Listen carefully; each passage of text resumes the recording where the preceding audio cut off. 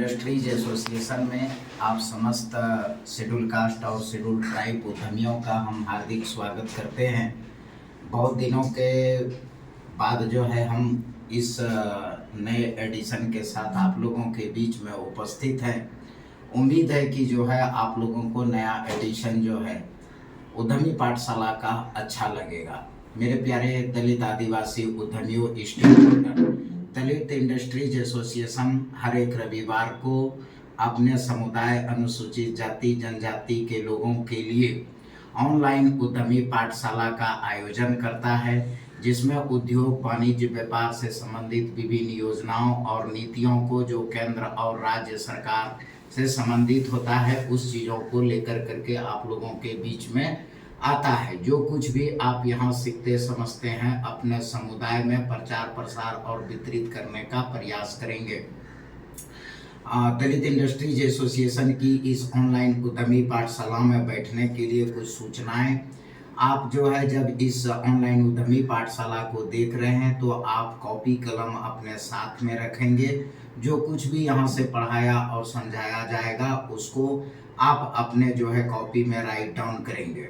साथ ही साथ समाज विकास के लिए महिलाओं की भागीदारी अत्यंत आवश्यक है, अतः अपने घर के महिलाओं को इस ऑनलाइन उद्यमी पाठशाला में शामिल करें। मेरे प्यारे दलित आदिवासी उद्यमियों, स्टेक होल्डर, दलित इंडस्ट्रीज एसोसिएशन हर एक रविवार को अपने निर्धारित समय पर एक नए नए विषयों को लेकर के आप लोगों के बीच में आता है। जो विभिन्न तरह के जो है देश विदेशों के मुद्दे, जो आर्थिक चीज़ों से जुड़ी हुई मुद्दे रहते हैं उसको लेकर के आप लोगों के बीच में आता है। अभी पिछले सप्ताह में एक मुद्दा जो है पूरे देश में फैल रही है, वह मुद्दा है कि जातिगत जनगणना। तो जातिगत जनगणना की जब बात करते हैं तो वह सीधे सीधे तौर पर शेड्यूल कास्ट और शेड्यूल ट्राइब के चीज़ों से संबंधित होता है। कई जगह से ईमेल, फोन, व्हाट्सएप मैसेज हमारे पास आए कि जातिगत जनगणना का आर्थिक पहलू क्या होगा। तो आज इसी विषयों को लेकर आप लोगों के बीच में हम आए हैं कि आज का विषय जो हमारा है वह है कि जातिगत जनगणना का आर्थिक पहलू। बंद कर दे।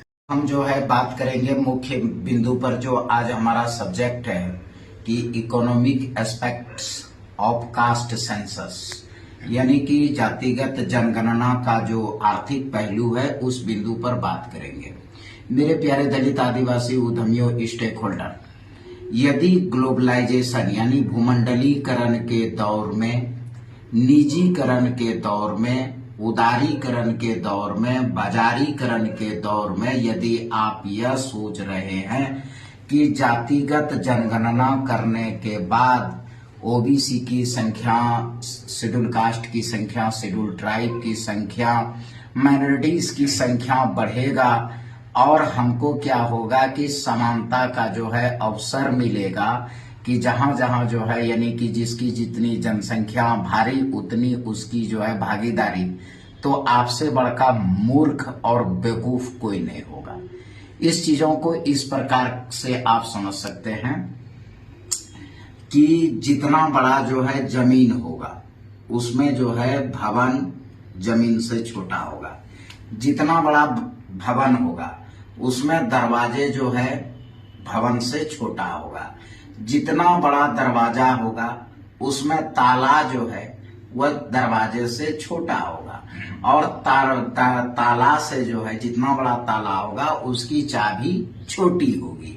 इस चीजों को, लेकिन एक चाबी जो है, इस बातों को ध्यान से समझना है कि एक चाबी जो है ताला को कंट्रोल करता है, दरवाजे को कंट्रोल करता है, बिल्डिंग को कंट्रोल करता है, प्लॉट को कंट्रोल करता है, मात्र एक छोटा चाबी। तो आपकी जनसंख्या ज्यादा हो जाने से भी कुछ नहीं होगा। चाबी जो है वह उद्योग, वाणिज्य, व्यापार करने वाले लोगों के हाथ में था, हाथ में है और हाथ में रहेगा। आप गरीब बोलते हैं। कल ही मैंने जो है स्टेटस लगाया था कि दुनिया के मात्र 1% लोग जो है पैसे के वजह से गरीब है या दुखी है। फिर से सुनिए इस चीजों को कि दुनिया के मात्र 1% लोग जो है वह क्या है कि पैसे के वजह से दुखी है और गरीब है। मात्र 1%। 99% लोग अगर गरीब और दुखी है तो वह नासमझी के कारण। वह क्या समझ रहा है कि बहुत बड़ा प्लॉट हो गया तो हम कंट्रोल कर लेंगे, बहुत बड़ा बिल्डिंग होगा तो कंट्रोल कर लेंगे, बहुत बड़ा दरवाजा होगा तो कंट्रोल कर लेंगे, बहुत बड़ा ताला होगा तो कंट्रोल कर लेंगे। नहीं, ताला कंट्रोल होगा चाबी से, चाबी से फिर दरवाजे खुलेंगे, दरवाजे से आप बिल्डिंग में प्रवेश करेंगे, और बिल्डिंग कहाँ है? प्लॉट पर। तो वह चाबी बनना है, और चाबी कहाँ है? वह उद्योग वाणिज्य व्यापार में है। तो अब जातिगत जनगणना का जो है इकोनॉमिक एस्पेक्ट क्या होगा? इसका एस्पेक्ट यह होगा कि ग्लोबलाइजेशन के दौर में जब नई भारत में नई आर्थिक नीति बनी तो उसी समय भूमंडलीकरण का दौर आया, उसी के समय में जो है बाजारीकरण का दौर आया, उसी समय में जो है आपका उदारीकरण के बाद जो है निजीकरण का दौर आया, और धीरे धीरे क्या हुआ कि सारे क्षेत्रों को निजी कर दी गई। उद्योग वाणिज्य व्यापार करने वाले लोगों के हाथों में न्यायपालिका, कार्यपालिका और विधायिका का आ गया चाबी।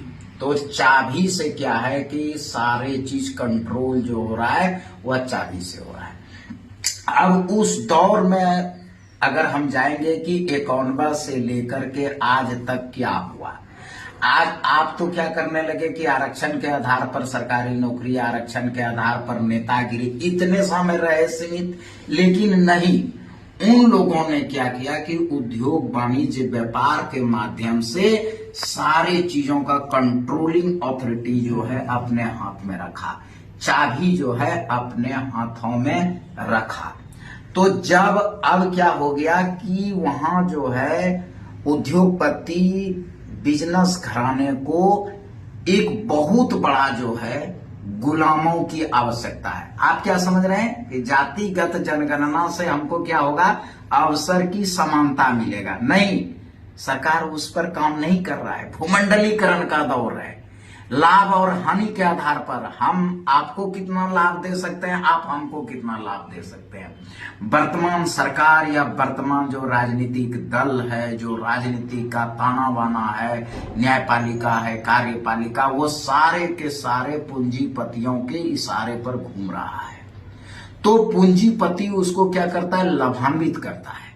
अब पूंजीपतियों को अभी ह्यूज मात्रा में, मतलब बहुत व्यापक मात्रा में उसको अप्रत्यक्ष गुलाम की जरूरत है, गिग वर्कर की जरूरत है, और सरकार जो है उसी पर काम कर रही है। क्यों? क्योंकि सरकार को या जो है राजनीतिक दलों को पूंजी देता है इलेक्शन लड़ने के लिए, पूंजी दे अपने अनुसार कानून में आगे बढ़ने के लिए वो न्यायपालिका को खरीद लिया है। विधायिका जो है वैसे लोगों को जो है कार्यपालिका में धीरे धीरे शामिल कर रहा है जो पॉलिसियां जो है उद्योगपतियों और पूंजीपतियों के हित में बनाता है। तो अब होगा क्या जातिगत जनगणना से?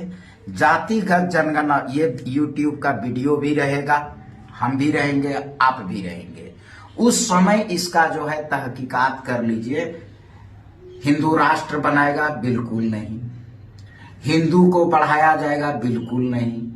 हाँ, ईवीएम हैक करने का आप लोग आरोप लगाते हैं कि ईवीएम हैक करके सरकार बनाता है, तो उसी तरह डाटा बढ़ा करके सामान्य वर्गों की जनसंख्या ज्यादा बताएगा। ये भी नहीं होगा। क्या होगा?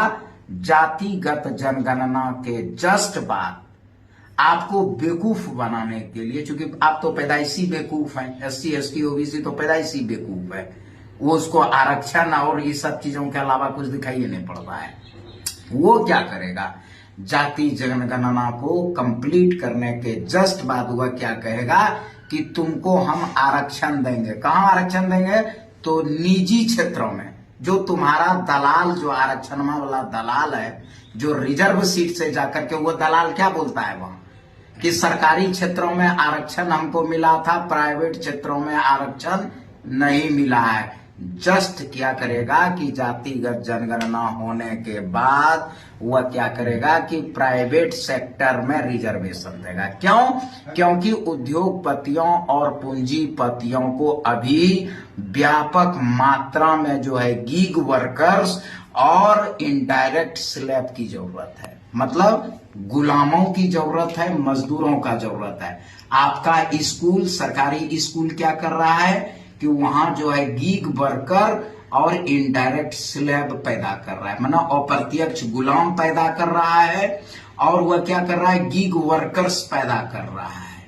ठीक है, तो आपको क्या करेगा कि प्राइवेट सेक्टरों में आरक्षण देगा, कहेगा जी अब आपका राजनीति खत्म, कहेगा जी आपकी जो है, बोल रहे थे कि जिसकी जितनी जनसंख्या भारी उतनी उसकी जो है भागीदारी, तो भाई अब तो सरकारी क्षेत्र है नहीं, प्राइवेट क्षेत्र है, तो आपको हम प्राइवेट क्षेत्रों में भी आरक्षण दे दिए।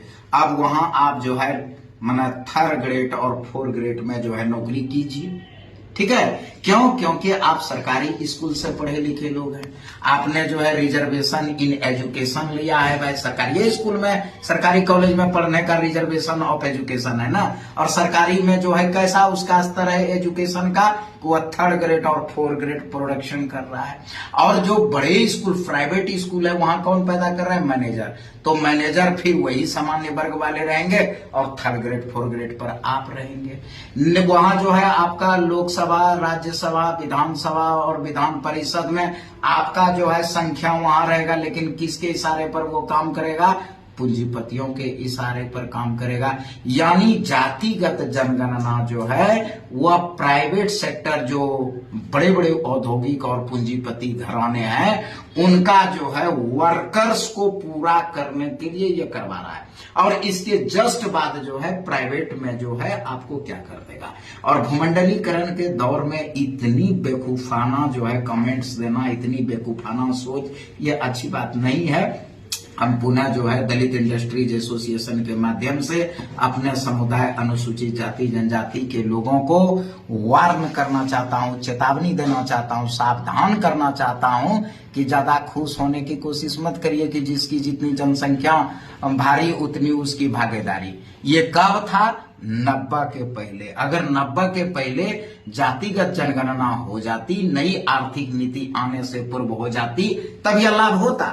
लेकिन अभी भूमंडलीकरण के दौर में, निजीकरण के दौर में, उदारीकरण के दौर में, बाजारीकरण के दौर में यदि कोई बोल रहा है कि जातिगत जनगणना करने से schedule caste, schedule tribe, minority और ओबीसी को कुछ जो है अवसर की समानता होगी, तो भ्रम में है, आप बेवकूफ हैं। आप इकोनॉमिक एस्पेक्ट को नहीं समझ पा रहे हैं, आर्थिक पहलुओं को जान नहीं पा रहे हैं। आपकी एजुकेशन, आपका लेवल ऑफ थॉट यानी सोचने की शक्ति जो है अत्यंत जो है निम्न स्तरीय है, इसीलिए आप खुश हो रहे हैं। अभी होड़ मच गया है कि देखो, कोई कह रहा है कि हम जातिगत जनगणना करवा दिए, कोई कह रहा है हम करवा दिए, कोई कह रहा है हम करवा दिए। 100 अम्बेडकर बनने की होड़ में लग गया, सब कर्पूरी बनने की होड़ में लग गया। अरे बेवकूफ, उसका रिजल्ट क्या होगा उस चीजों पर विचार नहीं कर रहे हो। बस तुम्हारे लिए एकमात्र उपाय है कि चाबी, और चाबी किसके पास है? जो उद्योग वाणिज्य व्यापार कर रहा है, चाबी को लेना है और इस सब चीजों से नहीं करना। आज इतना ही, अगले रविवार को निर्धारित समय पर हम पुनः मिलेंगे। तब तक के लिए धन्यवाद। हम अपने महापुरुष बाबा साहब भीमराव अम्बेडकर, मान्यवर काशीराम, बिरसा मुंडा, तिलका मांझी, सिद्धू कानू और जितने जाने अनजाने दलित आदिवासी समुदाय के महापुरुष हैं, उन समस्त महापुरुषों के नाम पर आज के उद्यमी पाठशाला की समाप्ति का घोषणा करते हैं। अगले रविवार को पुनः मिलेंगे। यदि हमारा वीडियो आपको अच्छा लगा तो चैनल को सब्सक्राइब करें, इसको शेयर करें और मनोबल बढ़ाने के लिए कमेंट भी करें। अगर इसमें कुछ सुधार की आवश्यकता है तो आप हमें लिखें, अगले जो वीडियो होगा उसमें हम इसको सुधार करेंगे। जय भीम।